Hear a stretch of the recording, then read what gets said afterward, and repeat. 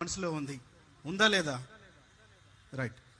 ఇద్దరు స్నేహితుల్ని దయచేసి లేచి నిలబడమని చెప్తున్నాను. దయచేసి ఒక్కసారి దయచేసి సమయం గల అధ్యక్షులు గారు రండి, ముందుకు రండి.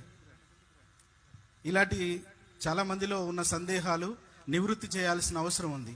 ప్రవీణ్ పగడాల గారు 24 సంవత్సరాల నుంచి మీకు తెలుసు కాబట్టి ఎప్పుడైనా మద్యం షాపులోకి వెళ్ళడం కానీ తాగడం కానీ మీరు చూసారా? లేదు లేదు. అందరికీ ఒక డౌట్, ముఖ్యంగా యువతకి. ఎందుకంటే ఆయన యువత చాలా ఫాలో అవుతుంది. వాళ్ళకు బాధ, మా అన్న ఇలాంటి అనుకని. నేను 10 సంవత్సరాలు రాత్రనక పగలనక కొన్ని వేల కిలోమీటర్లు ప్రయాణం చేశాము. ముగ్గురం ఒకే కారులో వెళ్ళే వాళ్ళం, రోడ్డు మీద పడుకునే వాళ్ళం కొన్నిసార్లు. ఏ రోజు కూడా మేము ఆ వ్యక్తిని ఆ విధంగా చూడలేదు. ఆ 10 గంటల సీసీటీవీ ఫుటేజ్ మా వాడు కాదు. ఏ విధంగా చెప్తున్నా అంటే, ఒకవేళ ల్యాబొరేటరీ నుంచి ప్రవీణే అని చెప్పినా కానీ మేము నమ్మము. అది పచ్చి తాగుబోతు కూడా ఆ విధంగా అన్ని రకాలుగా తాగడండి. సస్తానికి తాగినట్టుంది అదేదో. అంత ఎంఎల్ ఇథైల్ ఆల్కహాల్ శరీరంలో వెళ్ళినాక అతను డయాబెటిక్. చాలా మందికి తెలియదు అతను డయాబెటిక్ అని. మనిషి బతకడు అంత తాగితే. అన్ని గంటల ప్రయాణం కూడా చేయలేడు.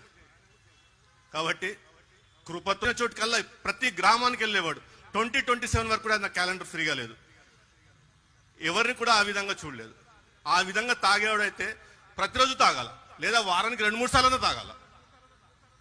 ఆ వ్యక్తి కాదు అతను.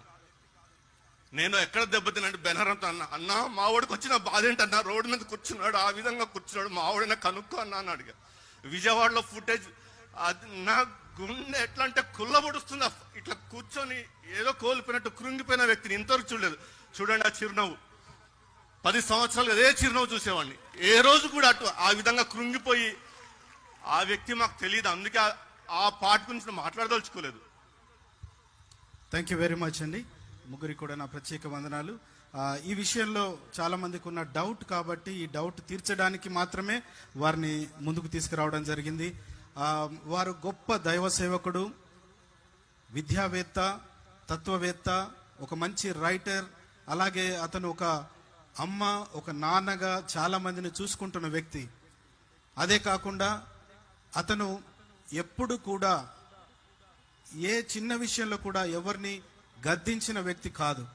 చాలా చిరునవ్వుతో అందరితో మాట్లాడే వ్యక్తి. ఈవెన్ మా డిబేట్లో కూడా ఎదురుతున్న వ్యక్తులతో మాట్లాడేటప్పుడు డిబేట్ అయిపోయినాక కూడా చాలా సంతోషంగా వారితో మాట్లాడి టీ తాగి వారిని పంపించే వాళ్ళం. ఎప్పుడు కూడా ఎవరితో గొడవలు పెట్టుకున్న వ్యక్తులం కాదు. కాబట్టి ఈ మధ్యలో కొన్ని గుంపులు ఇటు అటు గొడవలు ఉన్నాయి, అందుకే ఇలా అయ్యింది అనే విషయం మాట్లాడుతున్నారు. అది కూడా